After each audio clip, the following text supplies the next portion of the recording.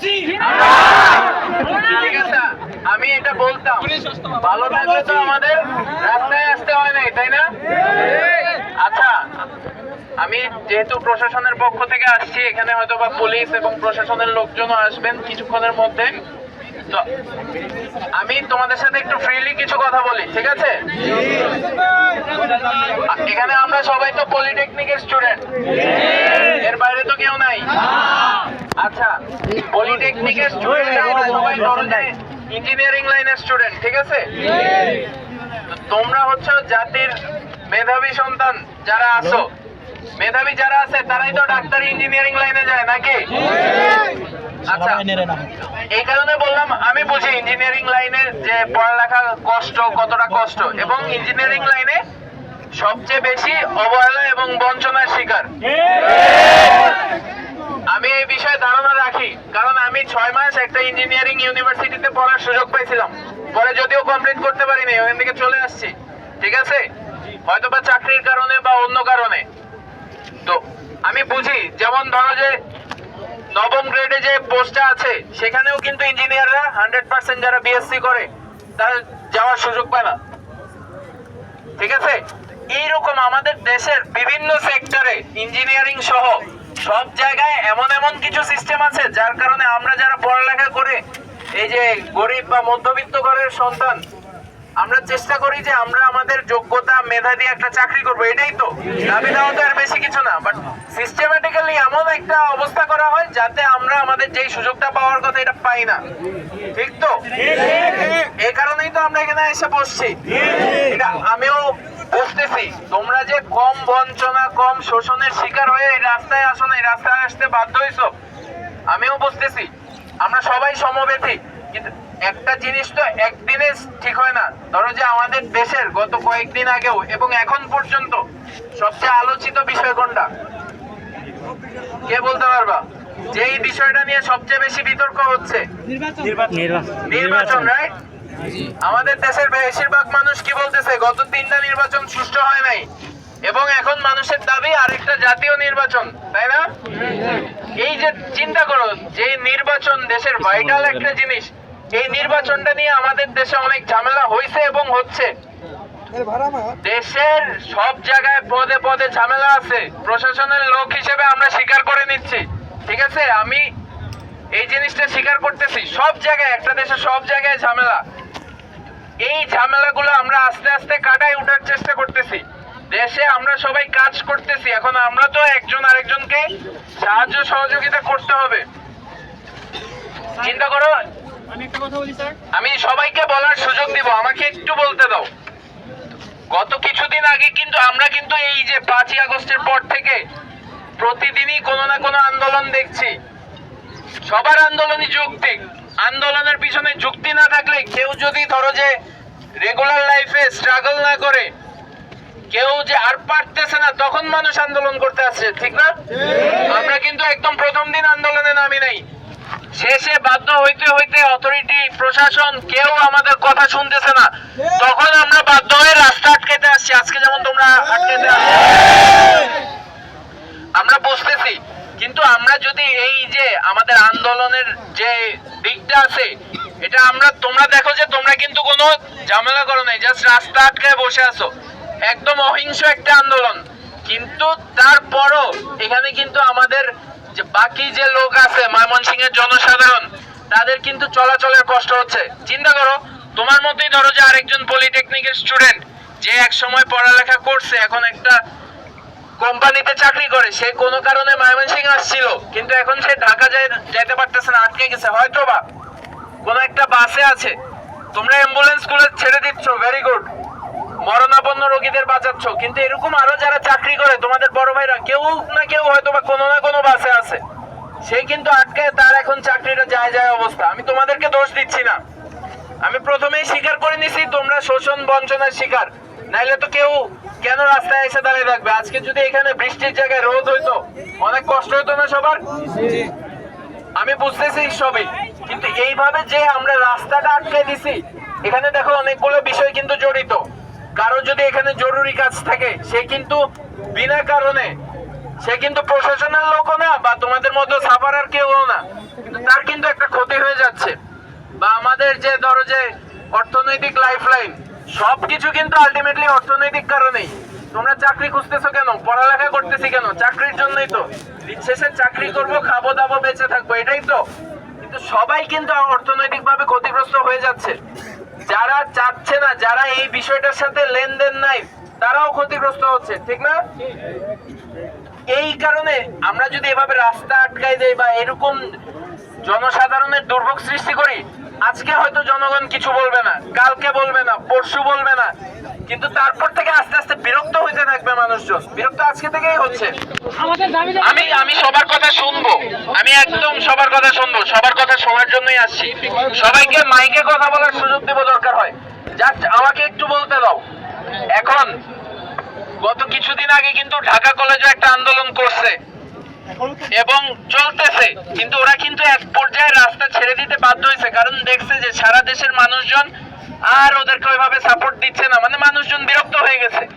আমরা আন্দোলন করব, তোমরা আজকে রাস্তা আটকেছো, আমরা দেখছি। এখন আমি যেহেতু সেনাবাহিনীর পক্ষ থেকে আসছি, তোমরা যদি আমাকে বিশ্বাস করো যে ময়মনসিংহে, স্পেসিফিক্যালি ময়মনসিংহ টেকনিক্যাল বা ময়মনসিংহ শিক্ষা বোর্ড, এখানে কোনো সমস্যা হচ্ছে বা এখানে এভাবে বলতে হবে, আমি তোমাদের হয়ে তোমাদেরকে সর্বোচ্চ সহযোগিতা করব। সেনাবাহিনীর পক্ষ থেকে আমি তোমাদেরকে এই আশ্বাস দিচ্ছি, মানে যেভাবে লিগ্যাল ওয়েতে প্রাতিষ্ঠানিক ভাবে যে অফিসারের সাথে কথা বলা লাগে বা যে প্রশাসনিক কর্মকর্তার সাথে কথা বলা লাগে, আমরা এটা করব।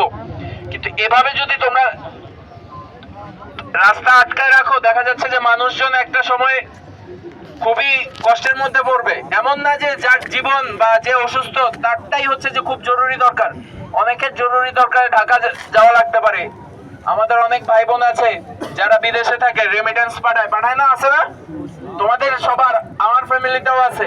তো তাদের যদি কারো ফ্লাইট থেকে থাকে, তুমি চিন্তা করো, একটা বাসের মধ্যে হয়তো বা বসে আছে, সবাই তো ভিআইপি গাড়িতে যায় না, একটা বাসে বসে আছে, সে যদি ফ্লাইটটা মিস করে, তার তো জীবনে অনেক বড় লস হবে। তো সে কি বুঝবে যে তোমার কি কষ্ট? সে কিন্তু তোমার ব্যথায় পরবর্তীতে সমবেতী হবে না।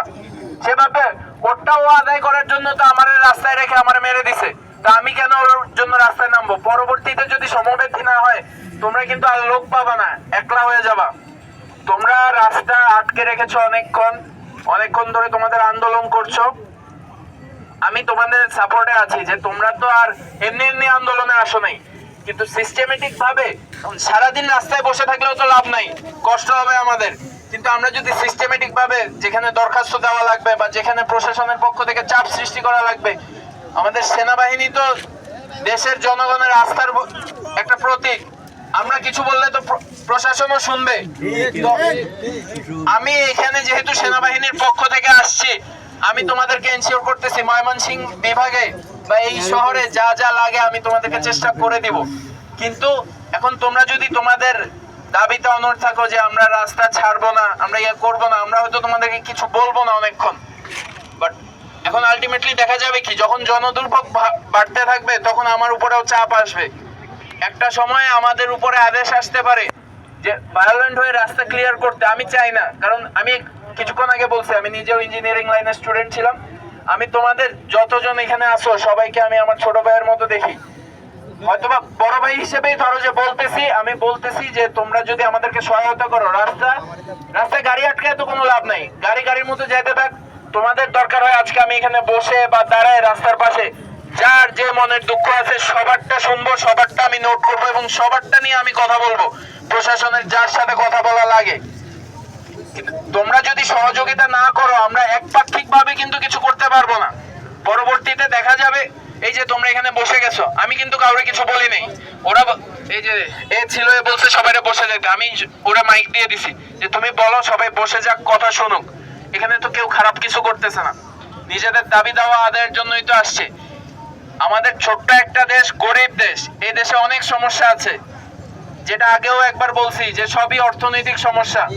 এইটুক দেশের 14 কোটি মানুষ, সরকারেরও এত টাকা নেই। এই কারণে ধরো যে বা যারা করছে, এই যে কি ল্যাব অ্যাসিস্ট্যান্টদেরকে একটা পদ দিয়ে দিছে, শিক্ষকতার পদ, তো ওরা এই বাড়তি পদটা কেন নিছে?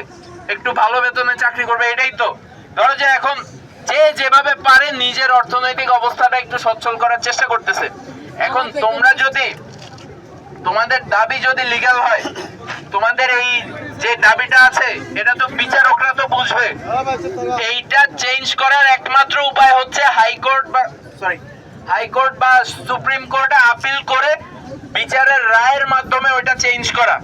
দেশের মানুষ যখন চাপ দিছে তখন কোটা আমাদের কমে আসছে না, 5% নিয়ে আসছে না। দেশের মানুষ যদি চায়, বিচারকরা কিন্তু এই পালস বুঝে, সবকিছুই হবে। কিন্তু এই কারণে এখন যদি তোমরা দুর্ভোগ সৃষ্টি করো, জনদুর্ভোগ, সেটা কিন্তু মানুষের জন্য মানে খুব কষ্টকর হয়ে যাবে। তো আমি তোমাদের সবাইকে রিকোয়েস্ট করবো, আমার কথায় না, তোমাদের এখানে যারা তোমাদের বড় ভাইরা আছে, নেতৃত্ব স্থানীয় আছে, তাদের কথাই তোমরা একটু আলোচনা করো, করে হচ্ছে যে তোমরা সিদ্ধান্ত নাও যে তোমরা রাস্তাটা ছেড়ে দিবা। এখন আমি আমার বক্তব্য প্রায় শেষ।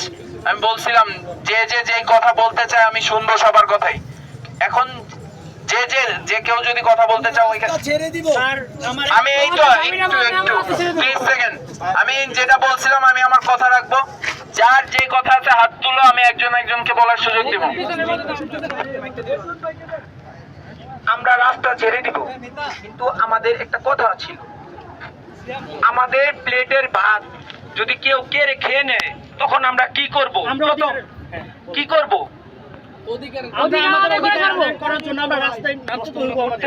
তুমি একটা জিনিস চিন্তা করো, ডিপ্লোমা করতে দাও, প্রশ্ন করতে দাও।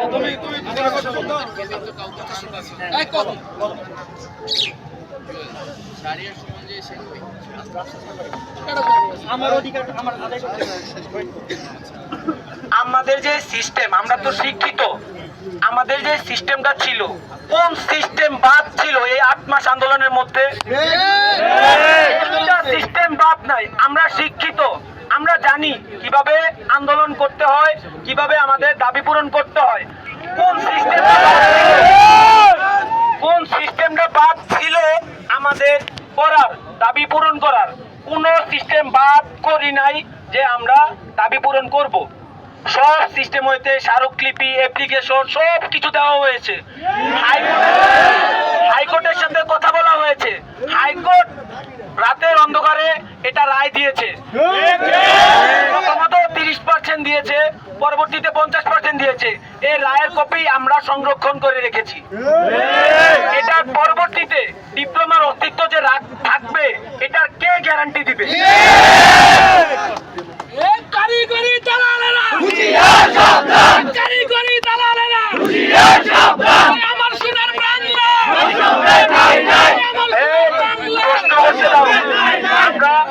আমরা সকাল থেকে 11টা থেকে আন্দোলন করেছি। আমরা বিশৃঙ্খলা কেউ সৃষ্টি করিনি, করবো না। আমরা এখন শৃঙ্খলা রেখে আমরা ওনাদের সাথে কথা বলবো। ওনারা যখন আমাদের সাথে কথা বলতে আসছে আজকে, ওনারা 8 মাস যাবত কোথায় ছিল? আমাদের দাবি ওনারা জানেই না যে আমরা ডিপ্লোমা কতটুকু নিচে হইলে পারি, আমাদের দাবিগুলা কি ছিল, কোথায় আছে, তাদের সাথে কথা বলা হয়েছে, ওনারা জানেই না। ওনারা কোথায় ছিল এই 8 মাস যাবত, এটা জবাবদিহিতা করে এখান থেকে যেতে হবে। অনেকে ডিপ্লোমা কি তাও জানে না। আমাদের ডিপ্লোমাবাসীরা খুব নিচু করে দেখা হয়।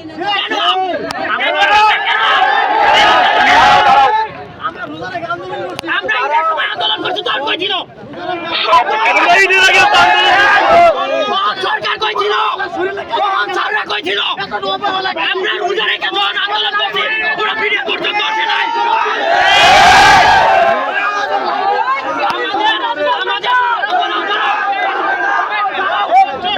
আমরা যদি আজকে রাস্তা ছেড়ে দেই, কোন দিন আমাদের এই দাবি আদায় হবে?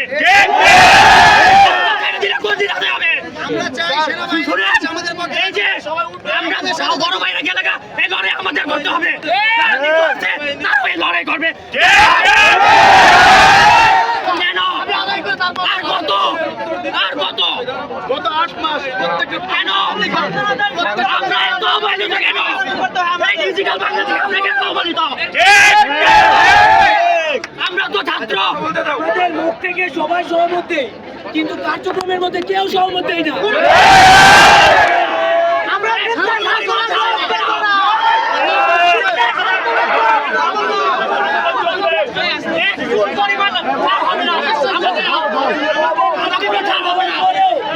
কেন কথা বলে নাই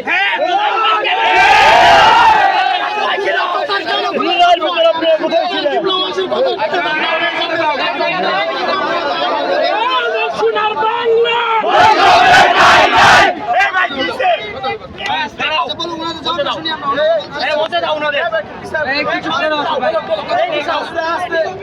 তোমাদের কথা তো আমি শুনছি। তোমরা কিছু প্রশ্ন করছো না? গত 8 মাস সেনাবাহিনী কোথায় ছিল? সেনাবাহিনীকেই তো বলছো না, অন্য কাউকে বলছো? আচ্ছা ঠিক আছে ঠিক আছে।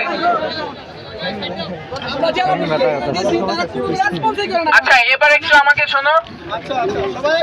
ধরো গত 8 মাসে দেশে যত সমস্যা হয়েছে সেনাবাহিনীকে পাওয়া গেছে কি যায় নাই?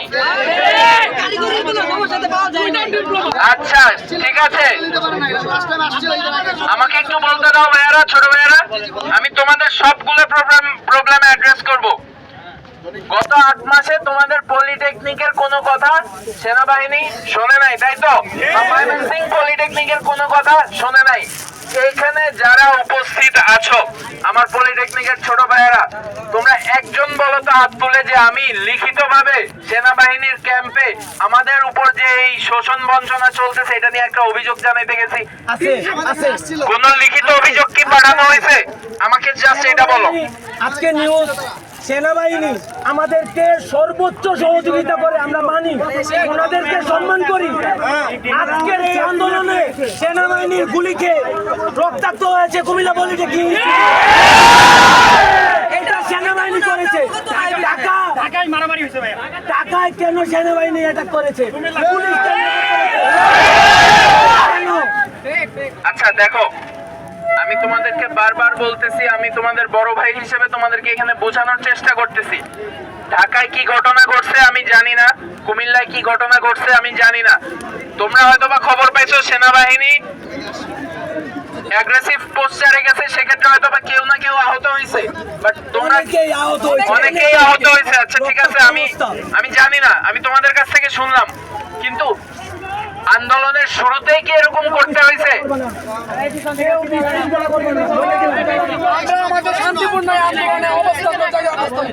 আমি তোমাদেরকে এটাই বলতেছি, আমি তোমাদের সাহায্য চাচ্ছি, আমি তোমাদেরকে সাহায্য সহযোগিতা করতে আসছি এখানে, কিন্তু পরবর্তীতে যদি আমাদেরকে সেনাবাহিনী আদেশে চলে, পরবর্তীতে যদি আমাদের উপর আদেশ আসে এবং আরো লোকবল পাঠানো হয় যে এদেরকে প্রেসার দিয়ে রাস্তা ক্রিয়েট করো, আমার কিছু করার থাকবে না।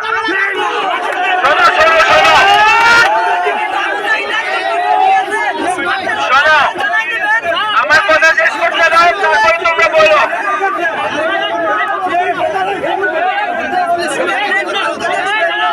শোনো, আমাকে কথা বলতে দাও প্লিজ প্লিজ, সবাই কথা বললে আমি কারো কথা শুনবো না। আমি তোমাদেরকে একটু আগেও কথা বলার সুযোগ দিছি, সবাইকে কথা বলার সুযোগ দিব, ঠিক আছে?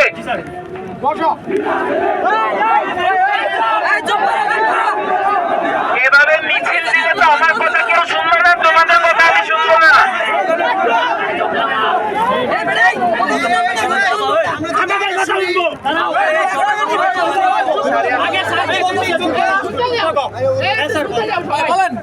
দেখো, সেনাবাহিনী আর তোমরা কিন্তু বিরোধী কোনো শক্তি না। দেশের সেনাবাহিনীর মূল কাজ হচ্ছে দেশের সকল জনগণকে রক্ষা করা, ঠিক না? কিন্তু এই জন্য সেনাবাহিনী কিন্তু সরাসরি দেশের জনগণের কথায় চলে না। সেনাবাহিনী বা কোনো বাহিনী, সকল বাহিনী, পুলিশ, আনসার, এদের কাজ আছে, কিন্তু এদের সবারই কাজ হচ্ছে দেশের জনগণকে সেবা দেওয়া। কেউ রক্ষা করে, কেউ পুলিশ হয়ে বিভিন্ন মামলা মোকদ্দমা এসবে সাহায্য করে না। কেউই কিন্তু আমরা তোমাদের বিরোধী না। এখন আদেশ আসলে তো সেটা আমাদেরকে পালন করতে হবে। আমি কাউকে ভয় দেখাচ্ছি না, আমি পরিস্থিতিটা বলতেছি। ঢাকা চট্টগ্রামে যে অনেকজন আহত হয়েছে বলতেছে, ওইখানে পরিস্থিতিটা ওইরকম হয়তো বা হয়ে গেছিল, আমি জানি না, আমি এখনো জানি না। আমি ময়মনসিং এ আছি, তোমরা শান্তিপূর্ণভাবে আন্দোলন করছো, আমিও তোমাদের সাথে এই জন্য তোমাদেরকে বোঝানোর চেষ্টা করছি। আচ্ছা এখন আসি, কিছুক্ষণ আগে যে আমাকে প্রশ্ন করা হয়েছে, আমি প্রশ্নগুলোর উত্তর দিই। 8 মাসে ধরো যে এই বিষয়টা সামনে আসে নাই, বা তোমরা যাদের কাছে দাবি দেওয়া উত্থাপন করছো সেই প্রশাসনটা কি?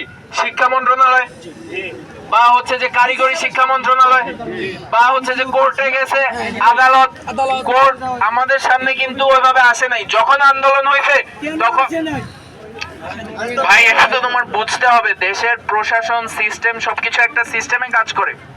আমাদেরকে হয়তো বলা হয়েছে এখানে একটা বিষয়ে আন্দোলন হচ্ছে, সেটা এর আগের দিন যেদিন তোমরা রাস্তা অবরোধ করছিলাম, তো আমরা আচ্ছা এর আগে আরো 2 বার রোজার মধ্যে সহ করা হয়েছে, তখন আমরা আস্তে আস্তে আমরা দেখছি যে রাস্তা খালি হয়ে গেছে। এটা কার্যকারিতাটা রাস্তা আটকানোর সাথে সম্পৃক্ত না।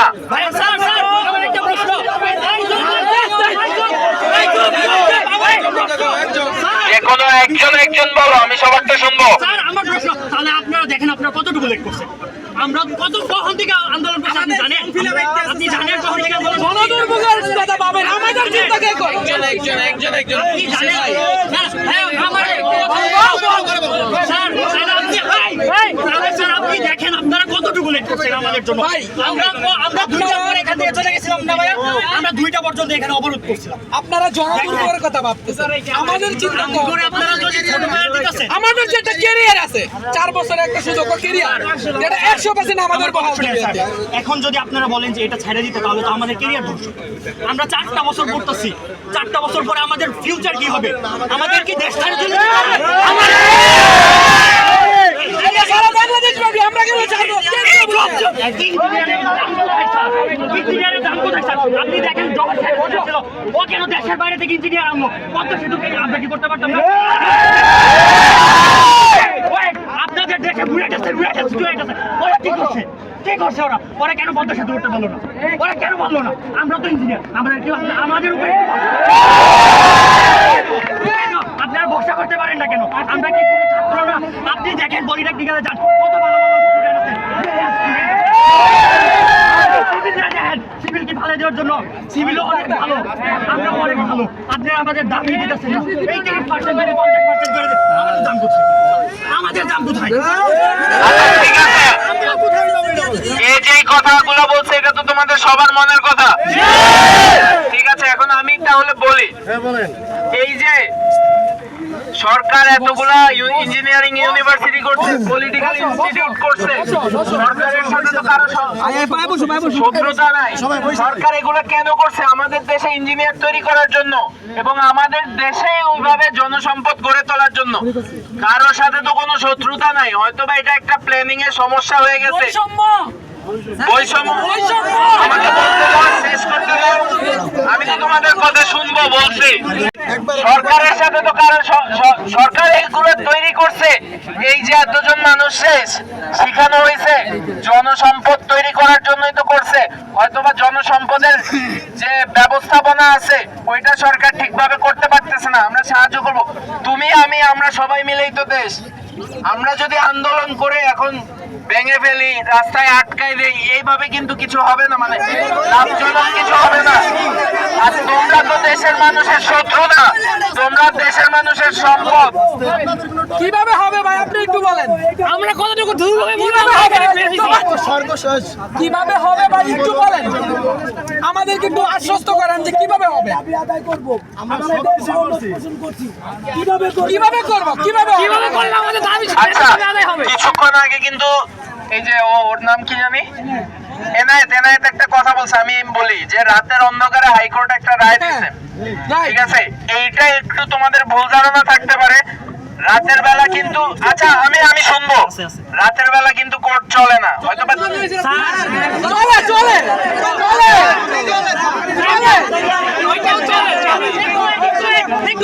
আচ্ছা আমি বুঝতে পারছি।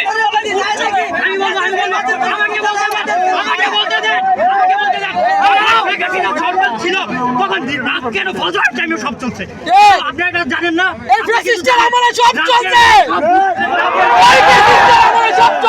রাতের বেলা মোটামুটি ওরা কেমনে শেখ হাসিনা। আচ্ছা ঠিক আছে, তোমরা তো বলছো, কিন্তু যেটা যখন চলছে আমরা সবাই তো জানি সেটা খারাপ। সেটা খারাপ কাজ করতেছি, সমস্যা কারিগরি সেক্টরের সমস্যা করছে কে? বিগত সরকার ছিল পিসি সরকার। না না আমি বলি আমি তোমার কথাটা বুঝছি, তারপর ওই সরকার শেষ করছে। এই আমরা বঞ্চিত, আমরা এখন থেকে না, অনেক আগে থেকে। প্রত্যেকটা দেশ উন্নত হয়। এই সবাই কিন্তু দাঁড়ায় যাচ্ছ, একটু বসে আমি সবার কথা শুনতে বলছি।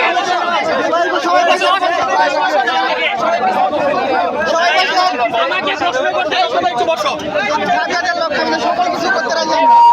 বসেন, বসেন। ঢাকাদের লোকরা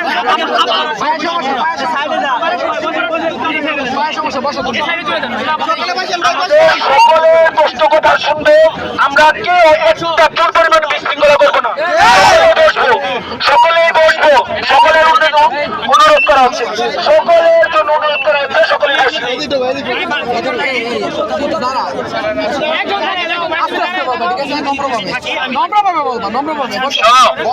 তোমাদের যে অভিযোগের মূল কেন্দ্র গত 15 বছর ফ্যাসিস্ট সরকার ছিল, কিন্তু আমি এটা তোমাদেরকে গ্যারান্টি দিয়ে বলতে পারি, এই যে ইঞ্জিনিয়ারিং সেক্টরের যে অনিয়ম বা যেগুলো আছে, এটা গত 15 বছরে তৈরি হয় নাই, এটা স্বাধীনতার পর থেকে এভাবে চলতেছে।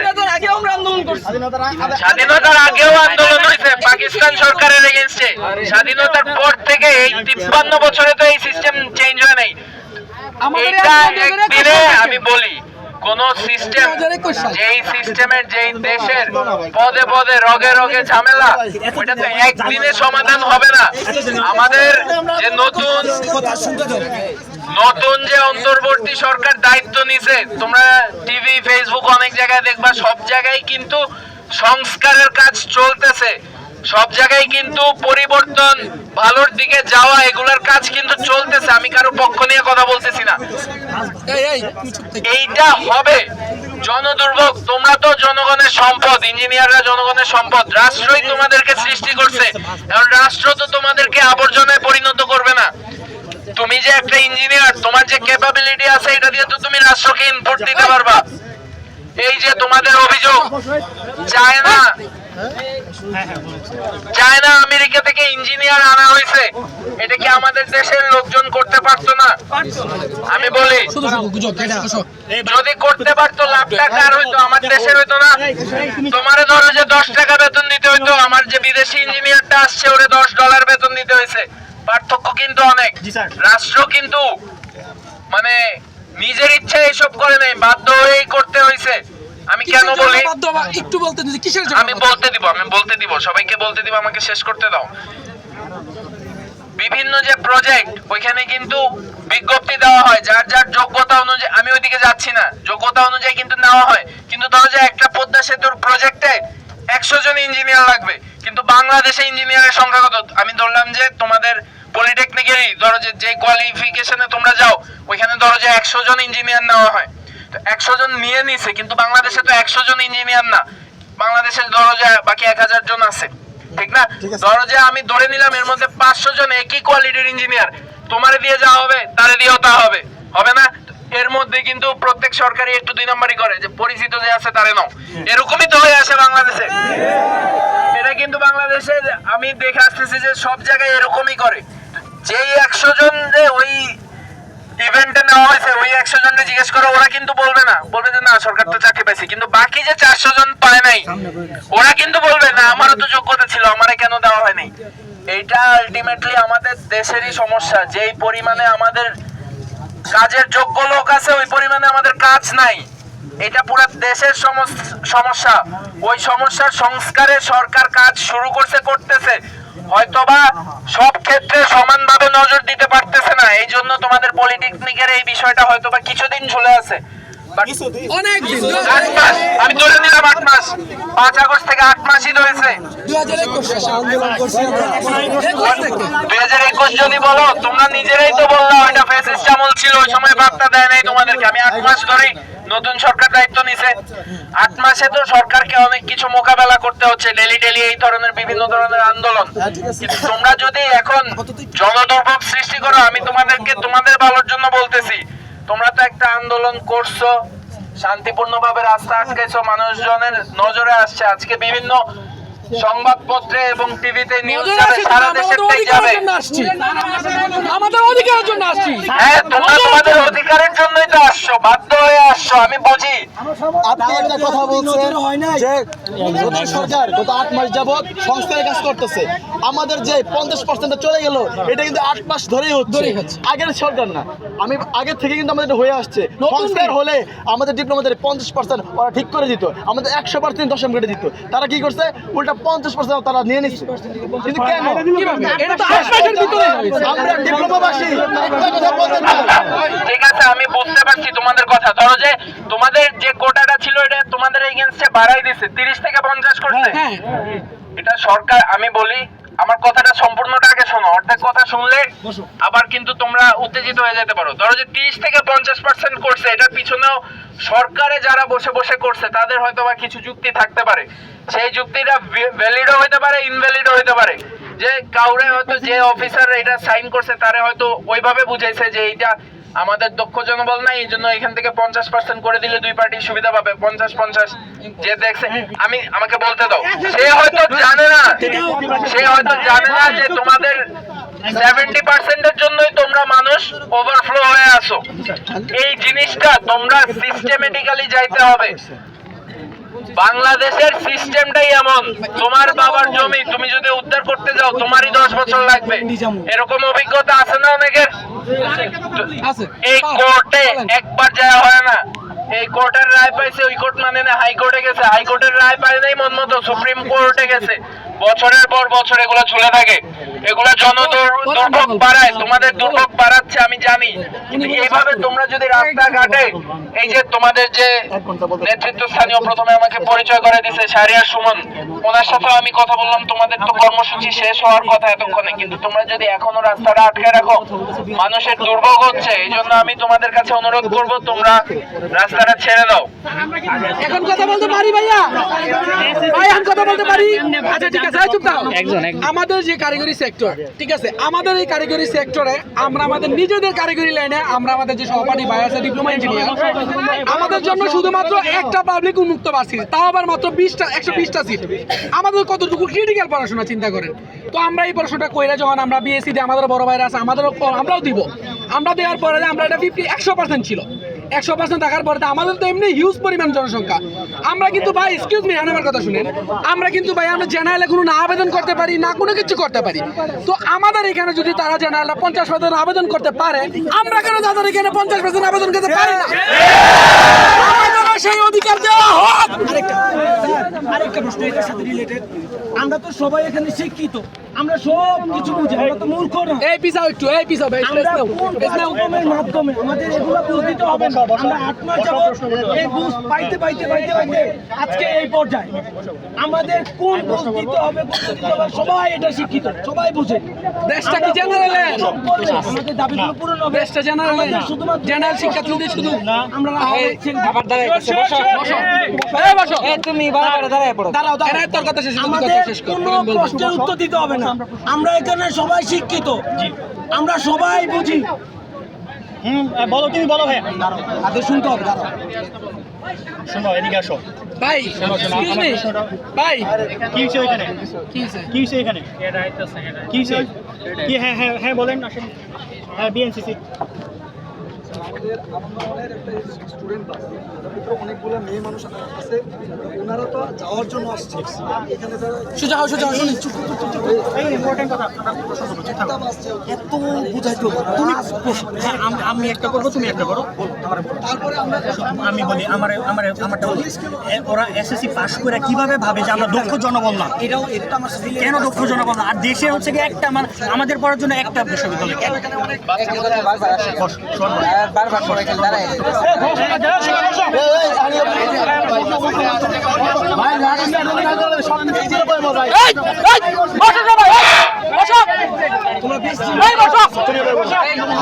আচ্ছা, আমি তোমাদের, তোমরা সবাই আছো, তোমাদের সবার জন্য একটা কথা বলি। এই যে তোমরা পলিটেকনিকের স্টুডেন্টরা রাস্তা আটকে রাখছো, এখন আনন্দমোহন কলেজের আমাদের একটা স্টুডেন্ট ভাই আসছে, ওদের জাস্ট একটা বাস, ভালুকায় যাবে ইমার্জেন্সি পারপাস, এই যে বিএনসিসির ও আসছে সোহান, তো ওদের এই একটা বাসটা আমি তোমাদেরকে অনুরোধ করবো একটু জরুরি ভিত্তিতে ছেড়ে দাও। এই বাসটা দাও, বাকি সব গাড়ি তো আটকায় আছে।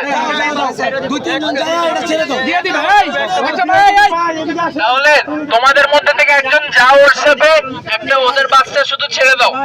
আমরা তো কথা বলতেছি, আমি তোমাদের সাথে কথা বলতে থাকবো, সমস্যা নেই, সব শুনবো। আচ্ছা ভাই এবার বলো। আমি বলি ভাইয়া তার হবে ভাই, শেষ করতে দে আমারে। খারাপ সবার উদ্দেশ্যে, ছাত্রদের উদ্দেশ্যে বৈঠক শুরু হয়েছে কি আমরা সবাই শিক্ষিত, আমরা সব কিছু বুঝি। দরকার হলে বই থেকে এই শিক্ষাগুলো অর্জন করে নিব। আমাদের এত প্রশ্নের উত্তর দিতে হবে না। আমরা 8 মাস কার্যক্রম করছি, আমরা কোন পর্যায়ে গেলে আমাদের এই দাবিগুলো মেনে নিবে ওই কার্যক্রমটা বলে দিতে হবে। আমরা আর প্রশ্নের উত্তর নিব না, এটাই প্রশ্ন উত্তর নিব। আমাদের কোনো প্রশ্ন হবে না। আমাদের ফাইনাল যে সিস্টেমটা আছে ওই সিস্টেমটাকে আমাদেরকে নিয়ে যেতে হবে এবং দেখাই দিতে হবে এবং সবকিছু বুঝাই দিতে হবে। আমরা আমাদের শেষ নিঃশ্বাস পর্যন্ত এখানে থাকবো, আন্দোলন সফল না হওয়া পর্যন্ত।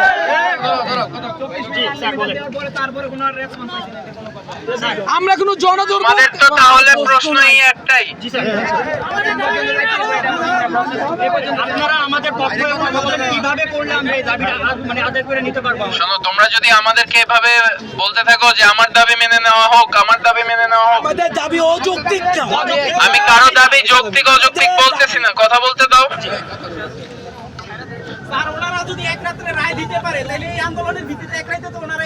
অবশ্যই এক রাত্রে 300 জন নিয়োগ পায় কিভাবে? কিভাবে নিয়োগ পাই? তাহলে আমরা কেন 8 মাস ধরে পাই না এই রায়? এক রাতে যদি 300 জন নিয়োগ পাই, আমরা কেন বেশি কথা পাই না? তোর বেশি কথা বল। আগে একটা প্রশ্ন উত্তর ভাই, এক রাতে যদি 300 জন নিয়োগ পায়, এক রাতে 300 জনকে আবার নিয়োগ থেকে বাতিলও করা যেতে পারে, এটা সরকারি সিদ্ধান্ত। এখন তোমরা আমার কাছে জানতে চাইছো যে কি করলে তোমাদের এই জিনিসটা সমাধান হবে, তাই না? আচ্ছা, আমি তোমাদেরকে এখন একটু অন্যদিকের প্রশ্ন করি। বাংলাদেশে তো এখনো আওয়ামী লীগের বড় একটা সাপোর্টার আছে না? আছে তো? তোমার পাড়া মহল্লা এলাকায় জেলায় আছে কি নাই? এখন তাদের একমাত্র দাবি কি? তারা চায় যে আওয়ামী লীগ ক্ষমতায় আসবে, তারাই শাসন করবে। এটা অযৌক্তিক। আমি বলতেছি, আমাকে একটু বলতে দাও। তোমরা যদি আমার একটা দুইটা লাইন শোনো, তোমরা উল্টাটা বুঝবে। আমাকে শেষ করতে দাও, আমি তোমাদেরকে দরকার হয় কথা বলতে দিব। এখন তোমাদের দাবির পক্ষে একটা যুক্তি আছে। যারা 30 থেকে 50% করছে, তাদের দাবির পিছনেও নিশ্চয়ই কোনো না কোনো যুক্তি আছে। ওটাও যৌক্তিক হতে পারে। আমাকে শেষ করতে দাও না ভাই। এখন আমি তো তোমাদের লাইনে নাই অনেকদিন। এখন আমি তো তোমাদের ওই পার্টির কি কি যুক্তি, তোমাদের কি কি যুক্তি, এগুলো খণ্ডাইতে পারবো না। তোমাদের সংশ্লিষ্ট যে মন্ত্রণালয় আছে, তোমরা ধরো যে এটা ময়মনসিংহ এর পলিটেকনিক স্টুডেন্ট সবাই, তো এরকম প্রত্যেক জেলায় জেলায় করতে করতে সেন্ট্রাল একটা পলিটেকনিক কমিটি আছে না, স্টুডেন্টদের কমিটি আছে না, তারা যদি এটা গভর্নমেন্টের কাছে অ্যাপ্রোচ করে এবং সেই অনুযায়ী যদি আদালতে যে বিচারকরা বসবে এবং বিভিন্ন কোর্টের অ্যাডভোকেট সহ যে তোমাদের দাবি দাওয়াগুলো কি, ওরা যে অযৌক্তিক যুক্তিতে এটারে 30 থেকে 50% করছে, ওইটা খণ্ডানোর মতো যুক্তিগুলা কি, ওগুলা যদি তোমরা দেখায় ধরে এগুলো কোর্টে উপস্থাপন করতে পারো, কোর্ট এই রায় অবশ্যই চেঞ্জ করবে। বাংলাদেশের সংবিধান অনুযায়ী সবচেয়ে ক্ষমতাধর মানে প্রতিষ্ঠান হচ্ছে কোর্ট। আমার সেনাবাহিনীর বিরুদ্ধেও কিন্তু কোর্ট রায় দিতে পারে। তো বাংলাদেশের সবচেয়ে ক্ষমতাধর প্রতিষ্ঠান হচ্ছে কোর্ট। তোমরা যদি কোর্টে আপিল করো, এখন যদি বলো যে আজকে আপিল করছি কালকেই রায় দিতে হবে, এই জিনিসটা হয়তোবা সব সময় সম্ভব না। তোমাদেরকে ধৈর্য ধরতে হবে। তোমরা 4 বছর ধৈর্য ধরে পড়ালেখা করতেছো, সামনে চাকরি করবো আরো লম্বা সময়। আমি তো বললাম দেশের 53 বছর ধরে অনেক ধরনের অনিয়ম চলে আসতেছে, এগুলো একদিনে চেঞ্জ হবে না। 8 মাসে সরকার অনেক চেষ্টা করতেছে, অনেক বিষয় সংস্কারে চেঞ্জ আনছে, অনেক বিষয় হয় নাই। এর মধ্যেও কিন্তু বিভিন্ন জায়গায় যারা দুষ্কৃতিকারী আছে, তারা ওই সুযোগে বললা এক রাত্রে চেঞ্জ করে 300 জনের হচ্ছে চাকরি দিয়ে দিছে। এরকম তো বিভিন্ন জায়গায় বিভিন্ন জন আছে। তোমরা আন্দোলন না করলে হয়তো এই বিষয়টা সামনেও আসতো না। তো সরকার এই বিষয়গুলোর ব্যবস্থা নিবে। তোমাদের যে সেন্ট্রাল নেতৃবৃন্দ আছে তাদের মাধ্যমে সরকারের সাথে যদি কথা বলে, এবং আজকে তোমরা যে আন্দোলন করছো, রোড ব্যারিকেড দিছো, আমার বিশ্বাস সরকার এটা অচিরেই মেনে নিবে। এখন আমি তোমাদেরকে অনুরোধ করব যে তোমরা যদি তোমাদের আন্দোলন শেষ করে জনগণকে যদি এই দুর্ভোগ থেকে মুক্তি দাও, জনগণ হচ্ছে তোমাদের সাথে থাকবে। না হয় আমি বারবার বলতেছি, একটা সময় তোমাদের আশেপাশের লোকজনই তোমাদের উপর বিরক্ত হয়ে যাবে। তোমাদের খুব সাফারিং হচ্ছে, কষ্ট হচ্ছে, কিন্তু তখন লোকজন আর শুনতে যাবে না, তখন কিন্তু জিনিসটা তোমাদের জন্য আরো প্যাথেটিক হয়ে উঠবে। আমি তোমাদেরকে বারবার একটাই রিকোয়েস্ট করতেছি, এখন তোমাদের যে নেতা আছে এখানে শাহরিয়ার সুমন, উনি তোমাদের উদ্দেশ্যে কিছু বলবে, শোনো। তারপরেও যদি তোমাদের কোনো প্রশ্ন থাকে সেটা আমি শুনবো, ঠিক আছে? এখানে একটু বলা ভাই বলবে, আচ্ছা বলুন ভাই বলুন, হ্যাঁ ভাই বলুন। বিসমিল্লাহির রহমানির রহিম। আমাদের এই জুনিয়র ক্রাইম এটা সুন্দর করে একটা যে ওই পাশ থেকে আন্দোলনের মাধ্যমে ওই সাইডে যাও। তোমরা এই অবিচার, যে আমাদের উপর যে অবিচার হয়েছে, ওইটার মাধ্যমে তোমরা দীর্ঘ 9 মাস যাবৎ অক্লান্ত পরিশ্রমের কারণে বসে যাও, বসো। আমি আন্দোলন চালিয়ে যাচ্ছ, এই জন্য ধন্যবাদ জানাই আমাদের আর্মির ক্যাপ্টেন নাহিয়ান ভাইকে। এখন আমরা সকলেই তো ডিপ্লোমা ইঞ্জিনিয়ার, ঠিক না? আমাদের একটা সংগঠন রয়েছে বাংলাদেশ আইডিবি ময়মনসিংহ জেনিক। তো আমি আমার আইডিবির প্রেসিডেন্টের সাথে কালকে আমরা টেকনিক্যালি আসছিল, কালকে একটা প্রোগ্রাম ছিল। তো আমাদের মুস্তাফিজ ভাই কিন্তু গেছে আজকে ঢাকায় আইডিবির প্রেসিডেন্ট এবং মহাসচিব সাকওয়াত ভাইয়ের সাথে কথা বলার জন্য। এখন যদি আমরা এই রাস্তায় আন্দোলন করব, আমাদের দাবি না মানলে আন্দোলন অবশ্যই করব, এমনকি সাথে আমাদের প্রশাসনিক এমনকি কোর্টে মামলা করে আমরা আন্দোলন করব। কিন্তু আমাদের এখন একটা বলা যাচ্ছে যে এখানে আমি ওইখান থেকে মাত্র বাসায় চলে গিয়েছিলাম, প্রোগ্রাম শেষ করে বাসায় চলে গিয়েছিলাম। হঠাৎ জানি না কি কারণে তোমরা প্রোগ্রাম আবার স্টার্ট করছো। তো ওইখান থেকে দেখো অনেক গাড়ি গুড়ি এখানে তোমার করা হচ্ছে জ্যামে, এমনকি ওইখানে একটা অ্যাম্বুলেন্সও আছে। অ্যাম্বুলেন্সটা ছিল, পরে আমি অ্যাম্বুলেন্সটাকে বললাম যে ওই দিক দিয়ে চলে যাইতে।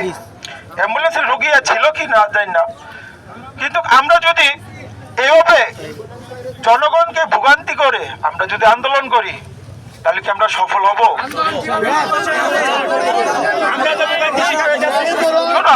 আমি 13তে আন্দোলন করেছিলাম, তোমরা যেভাবে আন্দোলন করছো এর সাথে আমরাও একত্রতা প্রকাশ করেছিলাম। আমরা আমাদের সিনিয়র ভাইদেরকে বলেছিলাম, আমরা বাংলাদেশ আইডিবির সাথে সংযুক্ত ছিলাম, আমরা বাংলাদেশ কারিগরি ছাত্র পরিষদের সাথে আন্দোলন একত্রিত করেছিলাম, আমরা বাংলাদেশ কারিগরি ছাত্র ফোরামের সাথে একত্রিত হয়েছিলাম। আমরা সকলে আবার বসবো আজকে বিকালে আমাদের কনফারেন্স রুমে, আমরা কিভাবে সুষ্ঠুভাবে আমাদের আন্দোলন করা যায়, আমরা সুষ্ঠুভাবে কিভাবে আমাদের ফসল আনা যায়, আমরা কিভাবে আমার আন্দোলনের মাধ্যমে আমাদের যৌক্তিক দাবিগুলি আমরা উত্থাপন করতে পারবো। এখন তোমাদেরকে আমি একটা রিকোয়েস্ট করব, আজকে বিকাল বেলা আমাদের একটা কমিটি হয়েছে, জানো তো, আন্দোলন কমিটি। ওই আন্দোলন কমিটির মাধ্যমে আমরা টেকনিক্যালে বসবো আজকে। যদি তোমরা চাও বিকাল 5টার দিকে আমরা কনফারেন্স রুমে বসে কথা বলি। আমাদের সেন্ট্রালের ওই যে মহাসচিব যিনি আছেন, উনি আমাকে ফোন দিয়েছেন, সাকওয়াত ভাই, ওনারা তো একবারে সেন্ট্রালের। এখন যদি একটা ডিপ্লোমা, একটা জুনিয়র ইনস্ট্রাক্টর যদি শিক্ষক হয়, মামারা যদি শিক্ষক হয়, তাহলে এটা কিন্তু আমাদের সকলের অসম্মান। আমরা কখনো মামাদেরকে শিক্ষক বানাবো না। আর আমাদের উপর মহল যারা আছে, এক ধরনের তোমার ইঞ্জিনিয়ার আছে, বুঝছো, তারা এটা তাদের প্ল্যান, তারা দীর্ঘদিন যাবত তারা আমাদেরকে বিভিন্ন ফেসাতে ফেলানোর জন্য, তারা আমাদের চাকরির মধ্যে, তারা আমাদের কোঠায় তারা ঢোকার জন্য তারা উঠে পড়ে লেগেছে।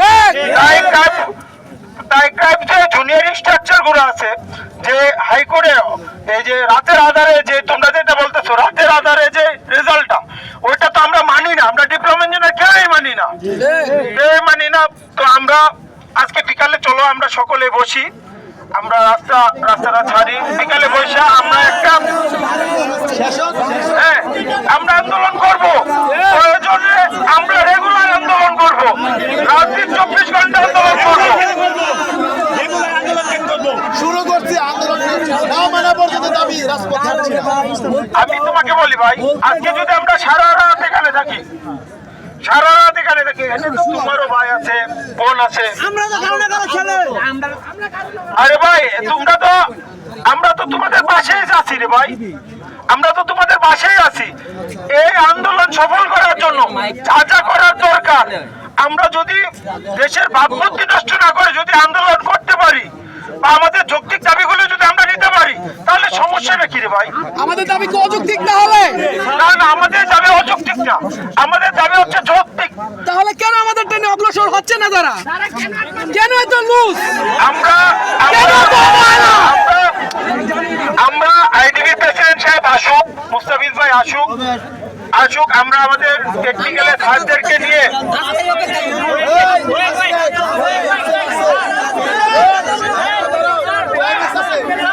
সবাই একটু শান্ত হোক।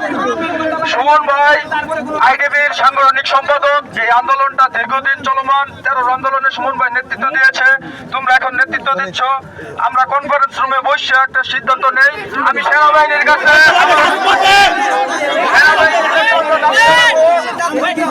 এক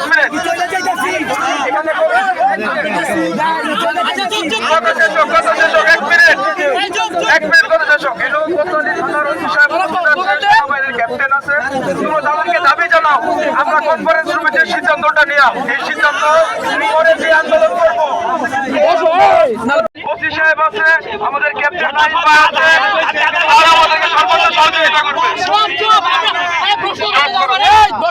একটা কথা বলি, আপনারা সবাই আসেন, আমরা রাজপথে কথা বলবো। আমরা তবে দেবো, আমাদের এটা হাতে করে দেন। পাল্টা জবাব করতেছে, পাল্টা উত্তর দিতেছেন। আপনারা ডাকেন, আমরা এখানে কথা বলে আমার কথা শোনো, এখানে আইডিবি সিদ্ধান্ত তোমাদের মানতে হবে। এটা আমাদের সংগঠন, ইঞ্জিনিয়ারদের সংগঠন আইডিবি। আইডিবির সিদ্ধান্ত আমাদের মানতে হবে। আইডিবির সিদ্ধান্তের বাইরে গিয়ে যদি আমরা কিছু বলি তা ঠিক হবে না। পরবর্তীতে তুমি আন্দোলন করতে পারবা, আবার রাস্তা অবরোধ করতে পারবা, পুনরায় রাস্তা অবরোধ করতে পারবা। আমরা সমর্থন করবো, থানা আমাদেরকে সহযোগিতা করবে। একটা কথা বলি,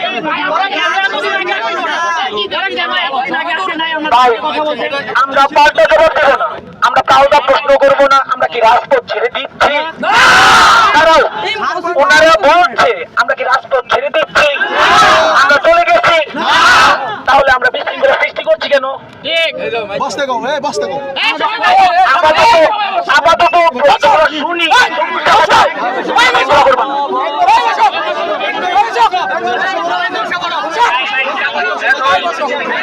আমরা পরবর্তীতে আবার আলটিমেটাম দিতে পারবো। আমরা আইডিবির পক্ষ থেকে আজকে মিটিং করবো, মিটিং থেকে তোমরা সবাই উপস্থিত থাকবো, কনফারেন্স রুমে মিটিং করি, অডিটোরিয়ামে মিটিং করি। মিটিং এর পরে আমরা আবার আন্দোলন করতে পারবো, আবার অবরোধ করতে পারবো, প্রশাসন সহযোগিতা করবে। দীর্ঘ সময় হয়ে গেছে, এখানে রাস্তার অবস্থা খুব ভয়াবহ, দীর্ঘ সময় গেছে। এটা ই করো, পরে আমরা বিকালে মিটিং করবো। এখানে তোমাদের দাবি কি মানবে? তোমাদের এখানে দাবি কি মানবে? কোর্টের রায় তো এখানে মানা যাবে না।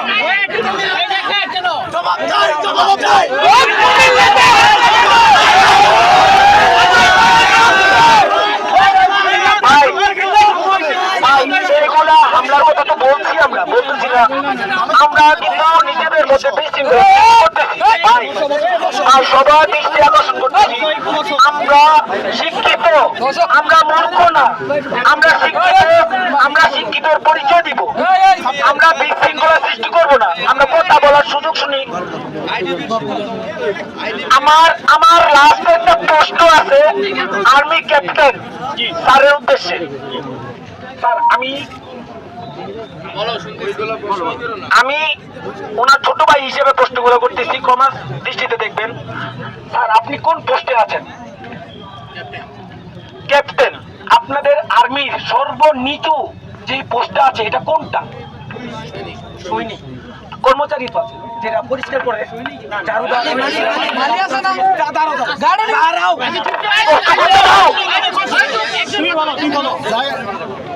ওরা সিভিলিয়ান, সামরিক যে সর্বনিম্ন পদ সেটা হচ্ছে সৈনিক। আমার সাথে আমার অনেক সৈনিক ভাই আছে, বলো। যারা পরিষ্কার পরিচ্ছন্ন কর্মকর্তা আছে ওনারাও অবশ্যই সম্মান প্রাপ্ত, কিন্তু ওনারা যদি ক্যাপ্টেন পোস্টে আবেদন করে তখন আপনারা কি করবেন? ঠিক এই কাজটাই আমাদের সাথে হচ্ছে। তখন আপনারা কি করবেন? আপনারা যেই প্রস্তুতিতে ভাবে যাবেন আমরা ঠিক একই সিস্টেমে আগাবো। জবাবটা দিয়ে দেন তাইলে। এটা কি যৌক্তিক না স্যারের কথা বলতে দাও। দৃষ্টিগুলো করবো না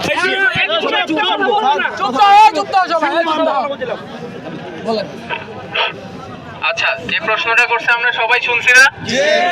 এই প্রশ্নটার উত্তর আমাদের সবার জানা দরকার, ঠিক আছে? আমি একজন ক্যাপ্টেন সেনাবাহিনীর। সেনাবাহিনীতে অফিসারদের সর্বনিম্ন পদ হচ্ছে লেফটেন্যান্ট বর্তমানে, আর অন্যান্য পদবীর সর্বনিম্ন পদ হচ্ছে সৈনিক। আমার সাথে আমার যে ভাইয়েরা আছে কমব্যাটে, তো প্রশ্ন করছে আমার একটা সৈনিক ভাই যদি এখন লেফটেন্যান্ট হইতে চায় তো আমরা কি করব, বা লেফটেন্যান্ট পদে চাকরি করতে চায়। প্রশ্ন ছিল আপনার এখানে কাজ করে যে মালিক, সে যদি আপনার ক্যাপ্টেন পদে আবেদন করে কেমনে যুক্তি হয় এটা? আচ্ছা আমি বলি শেষ করতে দাও। হ্যাঁ বুঝতে পারছি, সবারটার উত্তরই আমি দিব, আমাকে শেষ করতে দাও। বলি আমি, এখন সেনাবাহিনীতে অফিসার হইতে হলে তো ট্রেনিং করতে হবে। এর আগে হচ্ছে পরীক্ষা দিয়ে যোগ্যতায় ট্রেনিং করে যোগ্যতায় অ্যাপ্লিকেশন করতে হবে, তাই না? সৈনিক পদ থেকে যদি কেউ অ্যাপ্লিকেশন করতে চায় তাকে প্রথমে এইচএসসি পাস করতে হয়, তারপরে হ্যাঁ আমি বলি, তারপরে যে প্রসিডিউর গুলো আছে পরীক্ষার 4টা ধাপে পরীক্ষা হয়, ওই 4টা ধাপে পরীক্ষা দিয়ে যদি কেউ টিকে তাকে সেনাবাহিনীতে অফিসার হিসেবে র্যাঙ্ক দেওয়া হয়। এবং আমাদের ময়মনসিংহ ক্যান্টনমেন্ট সহ সব জায়গায় এই ধরনের অনেক অফিসার আছে। আমার কথা যদি বিশ্বাস না হয় আমাকে শেষ করতে দাও ভাইয়া। আমি প্রশ্ন করছে উত্তর দিয়ে নেই, তারপরে আবার প্রশ্ন করো। এরকম এখন বলতেছে যদি কোনো মালি অফিসার হইতে চায়, সে যদি এইচএসসি পাসের সার্টিফিকেট দিয়ে অ্যাপ্লিকেশন করে এবং সবগুলো পরীক্ষা যদি টিকে, সেও আর্মি অফিসার হবে, এই ক্ষেত্রে কোনো বাধা নাই। এখন আমি বুঝছি এরপরে তোমরা কি প্রশ্নটা করবা, যে এখন যে ওই ল্যাব অ্যাসিস্ট্যান্ট বা যে মামারা ওরা যোগ্যতা ছাড়াই ওই পদগুলো পেয়ে যাচ্ছে। আমি তো প্রথমে এসে স্বীকার করে নিছি যে তোমাদের সাথে যেটা করছে বা যেটা ওইটা সিস্টেম সম্মত না। এর প্রেক্ষিতে তোমরা আন্দোলন করতেছো, কিন্তু আন্দোলন করে আচ্ছা এখন চিন্তা করো, তুমি যদি বসে বসে ভাত খাইতে পারো তাইলে তুমি কষ্ট কেন করবা, তাই না? সবার তো চিন্তা এটাই। এখন তোমরা আন্দোলন করছো, আমরা দাবি দাওয়াগুলো জানতে পারছি, তোমরা আন্দোলনগুলো প্রপার অথরিটির কাছে ফরওয়ার্ড করা হচ্ছে। তোমাদের যে আমাদের সুমন ভাই বললো যে আইডিবির নেতৃবৃন্দ সহ, আমাকে শেষ করো। স্কিপ হয়ে গেল, মাঝখানে স্কিপ হয়ে গেল। আচ্ছা মাঝখানে কোথায় স্কিপ হয়েছে বলো, আমি আবার আসি। আমি বলতে দাও। আপনি বলছেন আপনার সর্বনিম্ন কর্মকর্তায় যদি আপনার পজিশনে যাইতে চায় 4টা ধাপে পরীক্ষা দিয়ে তারপরে যাইতে হবে। আমাদের বেলায় আমরা 4 বছর ঠিক আছে ওই টানা ডিপ্লোমা কমপ্লিট করার পরে যে জায়গায় যাইতে পারি নাই, এসএসসি দিয়ে রাতারাতি কিভাবে যায় তারা? আমি তো এর পরবর্তীতে আমার বাবা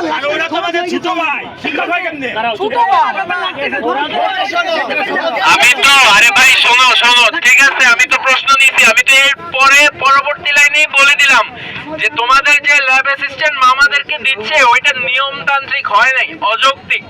আমি তো তোমাদের দাবি স্বীকার করে নিছি। এখন শোনো,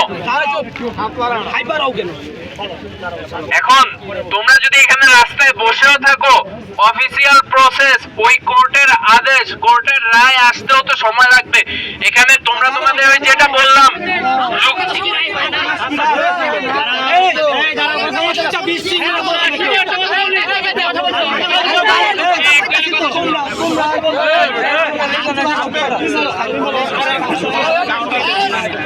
যখন কিনা যখন কিনা মালিরা আপনাদের পোস্টে ওই যে বললেন যে যোগ্যতা থাকলে চারটা ধাপে পরীক্ষা দিয়ে আপনাদের আমরা তো দিচ্ছি না। একইভাবে আমাদের ডিপ্লোমাতে যোগ্যতা পোষণ করে পিএসএম পরীক্ষা দিয়ে আমাদের জুনিয়র ইনস্ট্রাক্টর হোক তাতেও আমরা কিন্তু পোষণ করছি না। কিন্তু তারা তাদের যোগ্যতা না রেখে পিএসএম পরীক্ষা না দিয়ে তারা জুনিয়র ইনস্ট্রাক্টর হচ্ছে প্রথমত। আপনাদের ক্ষেত্রে করলে আপনারা কি করণীয় করতেন এই জিনিসটা আমাদেরকে বলেন, কি করবেন? শোনো, বাংলাদেশ সেনাবাহিনী তো জাতির আস্থার প্রতীক। আমাদের আলহামদুলিল্লাহ এই ধরনের কোনো সিস্টেম লস নাই যেখানে হচ্ছে এই ধরনের সিদ্ধান্তগুলো হইতে পারে। হঠাৎ একটা মালিকে হচ্ছে যে অফিসার বানিয়ে দেওয়ার মতো কোনো নীতিমালা এখন পর্যন্ত আসে নাই।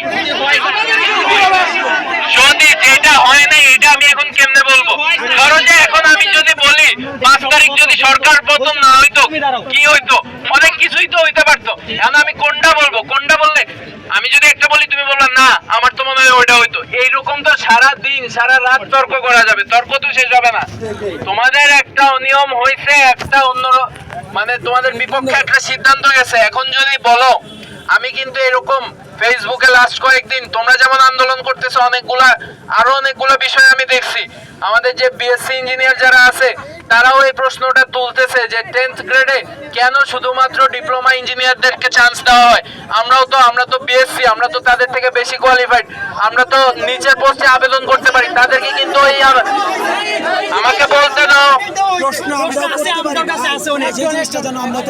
হ্যাঁ, তো তারা ওই রকম প্রশ্ন তুলতেছে। প্রশ্ন তুললে অনেকে তুলতে পারে, প্রশ্ন তোলা বা প্রশ্ন সমাধান করা বা বিভিন্ন নীতিমালা এগুলো আমরা আলোচনার টেবিলে বসে করব, রাস্তা বন্ধ করে না। এরকম যদি করো, জনদুর্ভোগ বাড়তেছে। আমি তোমাদেরকে রিকোয়েস্ট করব যত তাড়াতাড়ি সম্ভব তোমরা তোমাদের আন্দোলনটা শেষ করে, তোমাদের নেতৃবৃন্দই আসছে তারাই বলতেছে এ তো আমার কোনো লোক না, এ তো আমার কোনো লোক না, তোমাদেরই বড় ভাই, তারাই বলতেছে, তারা তোমাদেরকে আশ্বাস দিচ্ছে। এখন আমি তোমাদেরকে রিকোয়েস্ট করব যে তোমরা যদি তাড়াতাড়ি রাস্তাটা ছেড়ে দাও, সেক্ষেত্রে মানুষজনের আমি কিন্তু এখন পর্যন্ত তোমরা যে আমাকে যে প্রশ্ন করছো আমার ইয়াতে যতটুকু সম্ভব আমি উত্তর দিয়ে গেছি। এখন তর্ক করলে সারাদিন তর্ক করা যাবে। আমি তোমাদেরকে বারবার রিকোয়েস্ট করছি, আরেকবার করতেছি যে রাস্তা আটকে দরকার হলে আমরা সাইডে একটা মাঠে বসে করি। আমি সারাদিন তোমাদের প্রশ্ন শুনবো, আমার জ্ঞানে যতটুকু কুলায় আমি উত্তর দিয়ে যাব। না জানলে আমি আমার ঊর্ধ্বতনকে নিয়ে আসবো। আগের আন্দোলনে হয়েছিল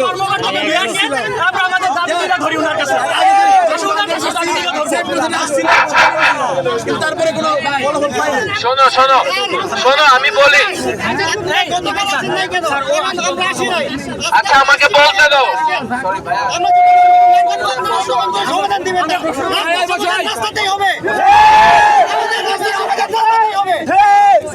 বাংলাদেশে এই পর্যন্ত কোনো সিদ্ধান্ত রাজপথ ছাড়া সমাধান হয় নাই। আমাদেরকে রাজপথে নামতে বাধ্য করছে। চাই আমরা যেহেতু রাজপথে নামছি, সেহেতু রাজপথে এটা সমাধান হবে। খালি মাঠে কিভাবে এটা সমাধান হয়ে যায়? আমার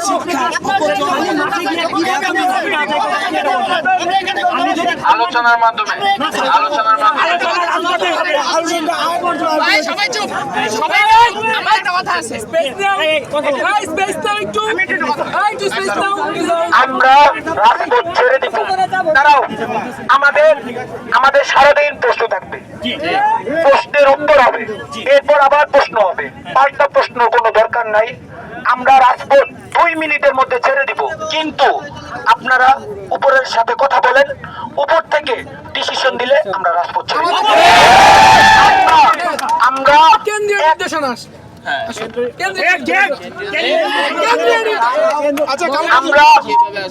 আমরা রাজপথ 2 মিনিট লাগবে না রাজপথ ছেড়ে দিতে, 1 মিনিট লাগবে না রাজপথ ধরতে। আপনারা উপরের সাথে কথা বলেন, আমরা 2 মিনিটের মধ্যে রাস্তা সুন্দরভাবে শৃঙ্খলার মাধ্যমে রাস্তা ছেড়ে দিব, ক্লিয়ার করে দিব। আপনারা আমাদের সহযোগিতা করেন, আমরা আপনাদের সর্বোচ্চ সহযোগিতার মাধ্যমে আমরা একটা প্রশ্ন করব না, একটা প্রশ্নের আনসারও নিব না, পাল্টা প্রশ্ন করব না। আপনারা আপনারা উপরের সাথে কথা বলবেন না কিভাবে করবেন এটা আমাদের থেকে আপনারা ভালো বুঝেন। আমরা কেউ বিশৃঙ্খলা করবো না, আমরা কথা শুনবো, কেউ হয়ে হল্লাও করবো না।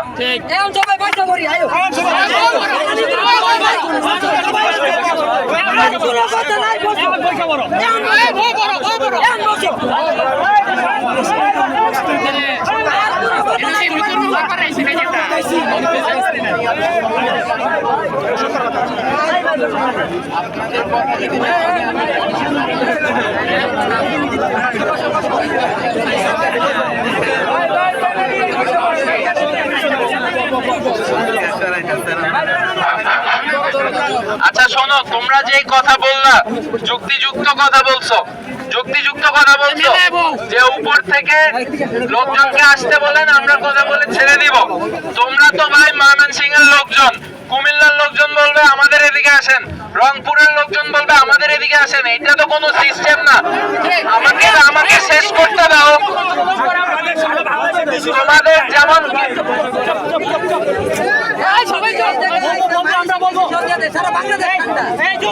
আমরা কথা বলবো পরে, স্যার বলো কাকে বলেন স্যার আগে বলেন, একবার আমরা কথা বলবো। তোমাদের সাথে ডিল করার জন্য যেমন আমাকে পাঠানো হয়েছে, আমি যেমন তোমাদেরকে বুঝাচ্ছি, তোমাদের কেন্দ্রীয় নেতৃবৃন্দ সরকারের কেন্দ্রীয় নেতৃবৃন্দের সাথে কথা বলবে। এখন সরকার তো আইসা জনে জনে ময়মনসিংহের সবার কথা শুনবে, তারপরে কুমিল্লার সবার কথা শুনবে, এইভাবে তো কিছু হয় না।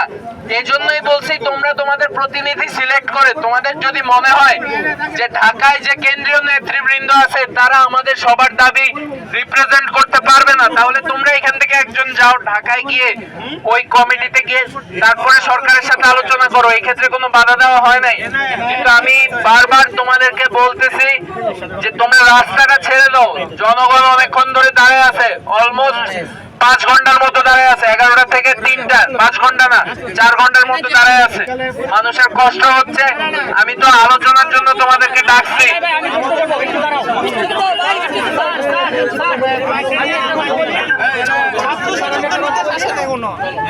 আপনি যে বললেন যে সবাই একত্রে হয়ে কথা বলতে, ডিক্লেয়ার দিতে, আমরা করবো। আপনারা সবাই নিয়ে এসে ঢাকায় বসেন, প্রতিনিধি যাবে, আমরা কথা বলি।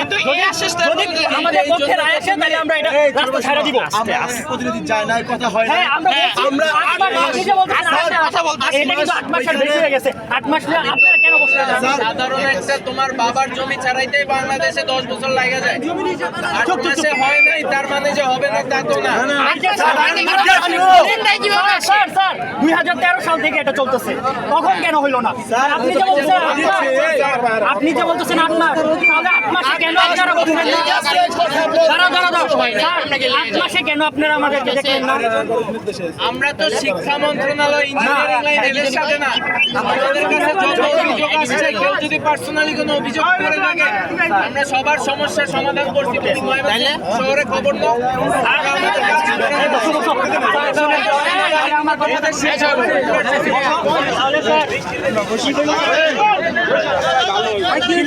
বলছিলাম বসো, পিছনের লোকজন বসো।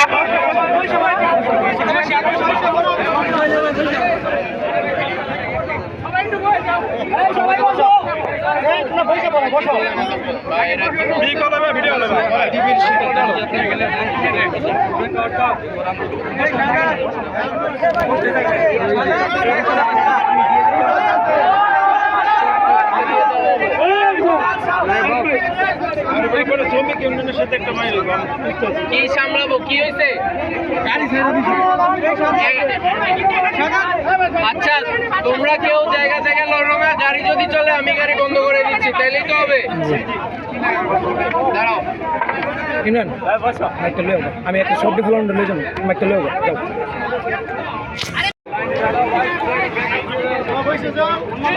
এখন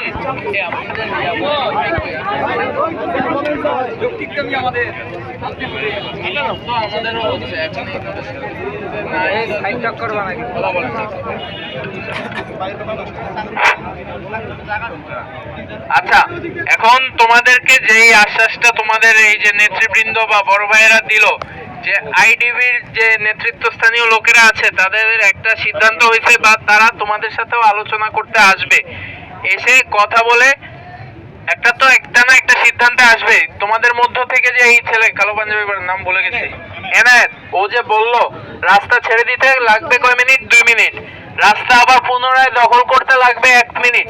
তো এখন তোমরা চিন্তা করো, তোমাদের যদি দাবি দাওয়াগুলো না মেনে নেওয়া হয়, বা যদি বলে আয়শা, যদি আলোচনায় আয়শা যদি বেইমানি করে যে আমরা কিছু মানি না, মানলাম না, কি হয়েছে বলতেই পারে। তো তোমরা তো আবার এসে আবার রাস্তা, আজকে একদিন রাস্তা ছেড়ে দিছো, কালকে আবার আটকালে আবার তো দুর্ভোগ সৃষ্টি হবে।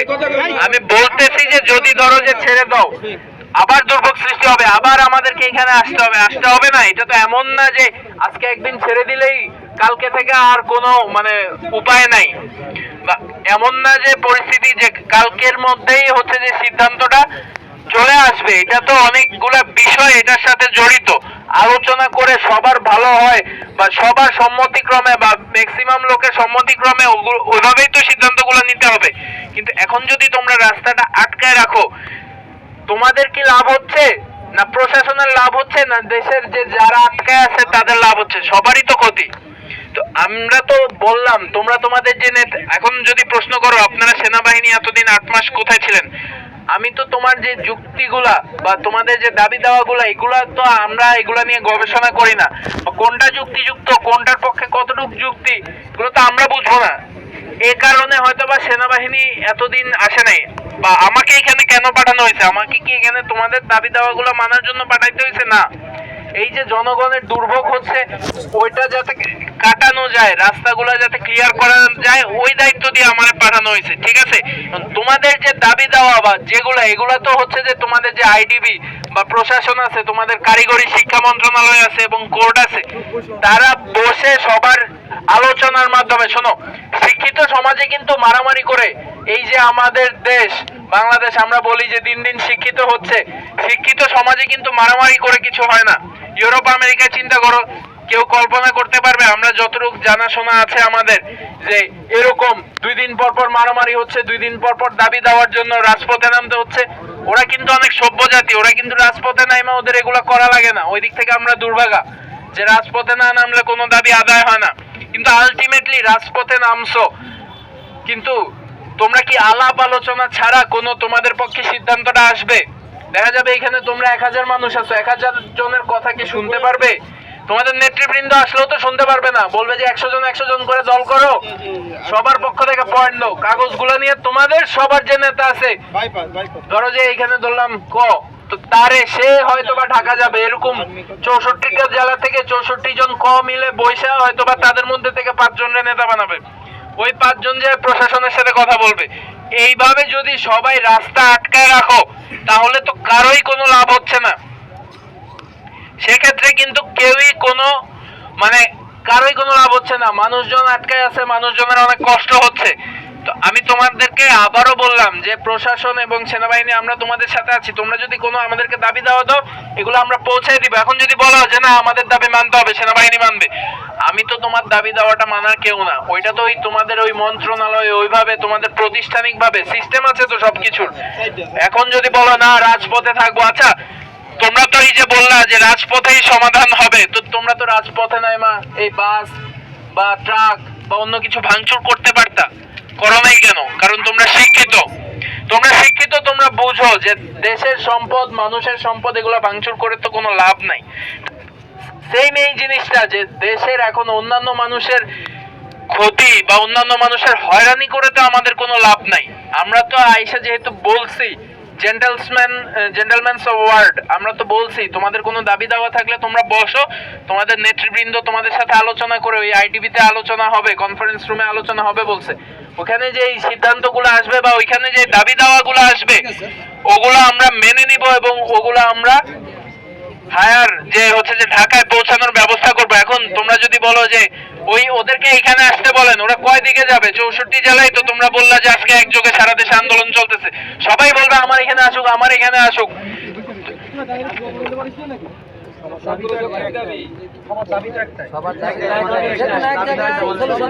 সারা বাংলাদেশ ঠান্ডা।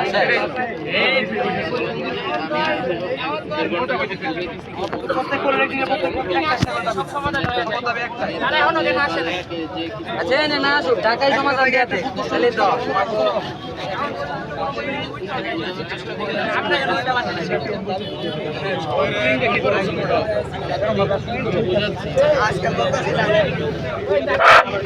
এখন এই রাস্তা আটকে তো কারো কোনো লাভ হচ্ছে না, মানুষজনের ভোগান্তি হচ্ছে। এমন না যে তোমরা যদি রাস্তা ছেড়ে সবাই এক জায়গায় বসো আমি উঠে চলে যাব।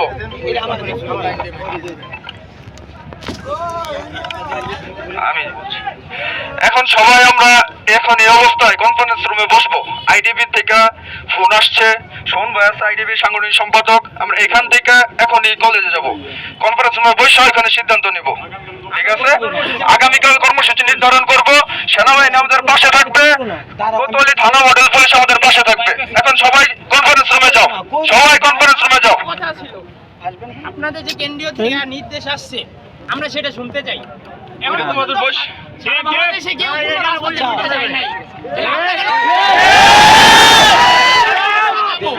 আমরাও তো ছাত্র, আমরাও তো ছাত্র, আমরা কেন উঠে যাবো? কোনো কথা নাই, উঠতাম না। দেখো আমরা কিন্তু পুলিশ এবং আর্মি, ঢাকা এবং তোমরাই বললা যে ঢাকা কুমিল্লা সংঘর্ষ হয়েছে, আমরা কিন্তু আমাদের সর্বোচ্চ দিয়ে চেষ্টা করতেছি আমাদের যাতে তোমাদের সাথে কোনো অপ্রীতিকর পরিস্থিতি সৃষ্টি করা না লাগে, সেই জন্য কিন্তু আমরা আমাদের সর্বোচ্চ চেষ্টা করতেছি। তোমরা যদি কনফারেন্স রুমে যে এখন আলোচনা করো তাহলে কিন্তু এইখানে কারো ক্ষতি হচ্ছে না, এমনিতে কিন্তু সারা রাস্তা আটকায় আছে, জনগণের দুর্ভোগ হচ্ছে। তোমরা আচ্ছা আমি বলি, তুমি যে প্রশ্ন করলা সারা বাংলাদেশ না গেলে রাস্তা আমরা কেন একা ছেড়ে দিব, তোমরা ছেড়ে দিয়ে দেখো কোনো কাজ হয় কিনা। আমি তো বললাম আজকে দিনই তো পৃথিবীর শেষ দিন না। ছেড়ে দেওয়ার পর আজকে আবার আমাদের আসতে হয়েছে। এই সবাই চুপ একটু। বাংলাদেশের কোন রায় এসির নিচে বসে হইছে?